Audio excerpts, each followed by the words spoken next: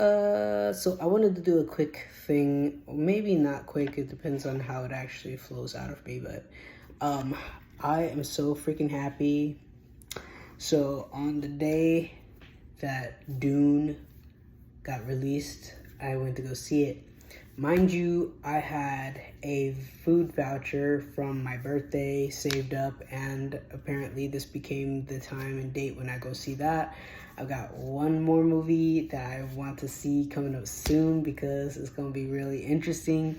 But anyway, going back into like Dune, right? So the reason why I like Dune is for two reasons. One, because I watched a synopsis video on YouTube, I might include it in the bio, about the book of Dune, right? So Dune was a book before it was a movie in the 1980s, and then they just remade it again. It's obviously being set in such a way that it's going to be mini sequels, or at least another sequel to it, which I'm perfectly happy with because I thoroughly enjoy the cinematography in it. I enjoy the scenic backgrounds. I enjoy the attention to detail in terms of these machines that don't technically exist on Earth and these individuals that you wouldn't typically see on Earth. And I really enjoy the entire thing of Dune with it not being anything like Star Wars. It's not that I don't like Star Wars, is that I'm more of a Star Trek type of person. So I prefer like extraterrestrials and people talking to each other instead of extraterrestrials and people like fighting each other. Like, so I mean, I know that that's in both of those, but like, yeah, I hope you understand what I mean by that. So anyway, so there was a interesting connection or similarity that I was able to find in relation to my family and the family of the main protagonist. And I was like, okay, well, obviously I'm an Insta fan. Like, like the first movie I saw it, and I was just like, okay, well, this feels oddly familiar, like just based off of the way that it feels and the realism that they add to the character depth.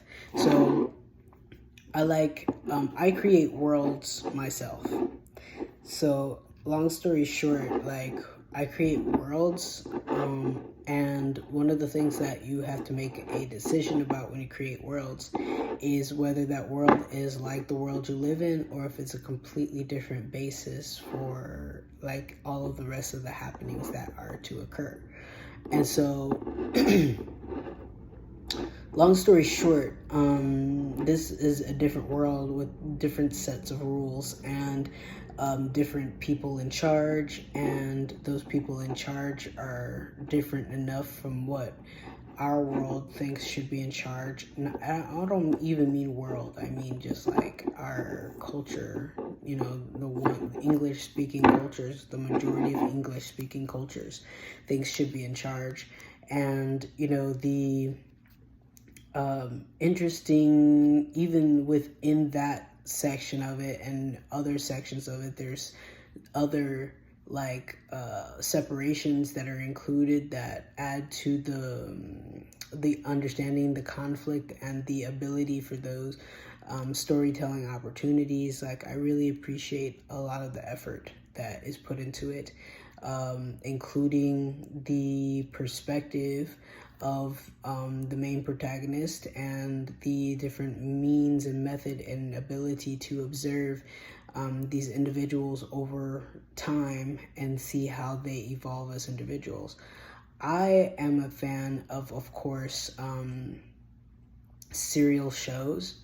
So like one of my favorite things about serial shows is to be able to watch an individual evolve. So like pretty much if there's a high volume of anything, then I've probably observed it and then also looked at in what ways an individual has changed incrementally. I also like that in Dune 2, they were able to introduce the sister, which I'm very interested to see how they tell her story, because I mean, they've already introduced it properly as per possible spoiler alert.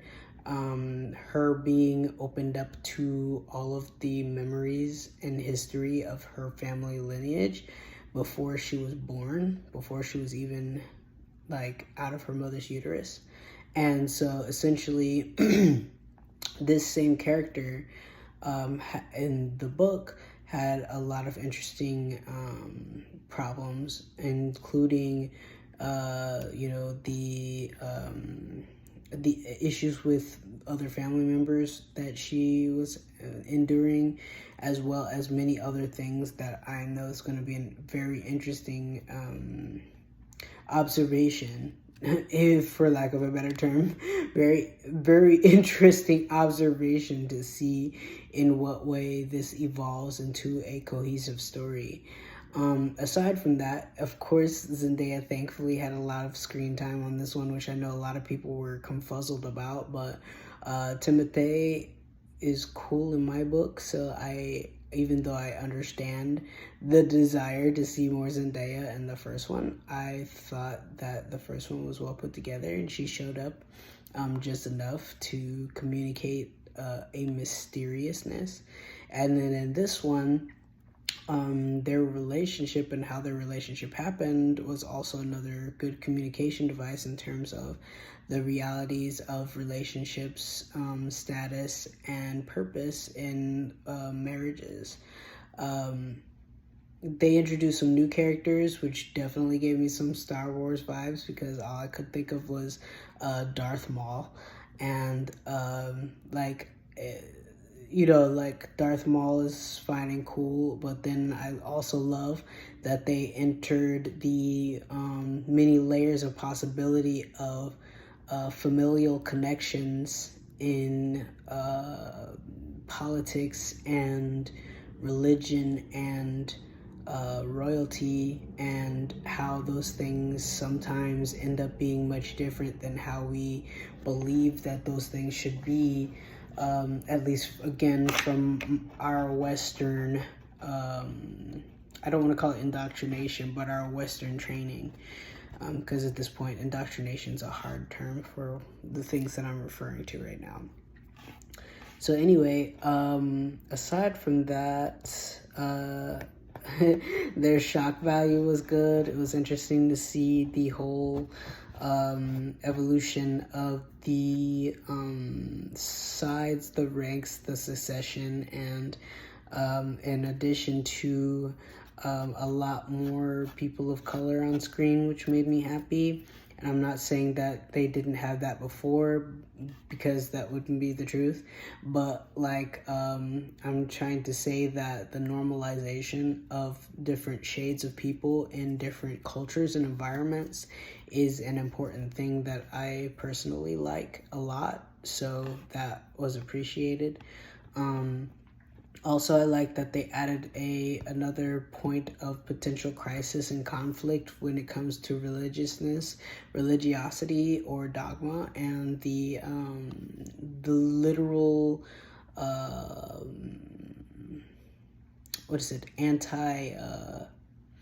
it's anti-something. It's like anti-survival, like anti-survival, because like literally, and this is another spoiler alert, but all of that water that was available, and they were willing to drink water from pee and snot and vomit, and of course it was filtered, which also made it much more stressful of an environment to live in. Of course, it was filtered and stuff, and I'm curious to think about what would be a similar type of thing in our environment that they might be referring to.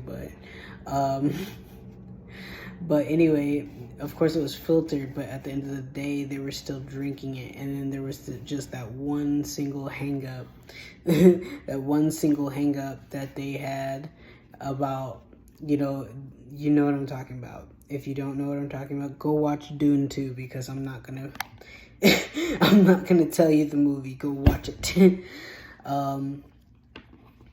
Other than that, though, I'm really excited to see like how these themes continue to oscillate, and how they introduce more of the characters, because I can see it as definitely being a long-term thing. I hope that it becomes a long-term thing because I'm very interested to see it. Again, it is definitely a cinematographic joy. They did spend a lot of good time in making sure that the any CGI they use looks really clean, because there's nothing like, because I'm a fan of props. I'm a fan of, using props, because props are like really capturable on camera, and you can see that. Whereas with the CGI, like if ever there's been a movie with CGI, especially in the early 2000s, that looked very cartoony to me instead of looking like something that was real, and it would literally take me out of the movie. And in these movies, they do a very good job of making sure that everything looks very clean and very lifelike, like to the point of not being able to distinguish, especially beyond the actual action of the show, that this thing that you're observing isn't real. And so I really do appreciate that amount of effort. So anyway, that's Dune 2. Go see it and walk to your Dune. Dune with an N on it.